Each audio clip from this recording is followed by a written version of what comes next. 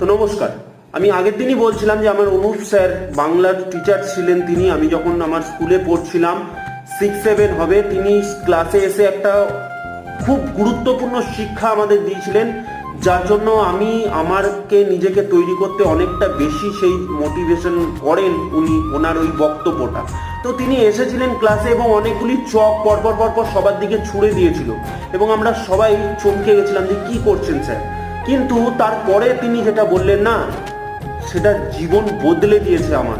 এখনো পর্যন্ত আমার যদি ম্যাচুরিটি হয় তো আমি তাকে অসংখ্য প্রণাম জানাবো তার সেই স্পিচটার জন্য। তিনি বলেছিলেন এই যে চকগুলো ছুড়লাম বারংবার, আবার আমি সেই চক ছুড়ছি, কিন্তু এই ডিফারেন্স এটাই থাকবে কি, যে প্রথমের চকটা ছোড়ার সময় আর এখনকার চকটা ছোড়ার সময় কিন্তু পৃথিবীর আমূল পরিবর্তন হয়ে গেছে, সময় অনেক এগিয়ে গেছে। সময় কিন্তু কারোর জন্য থেমে থাকে না। ভালো করো, ভালো হবে।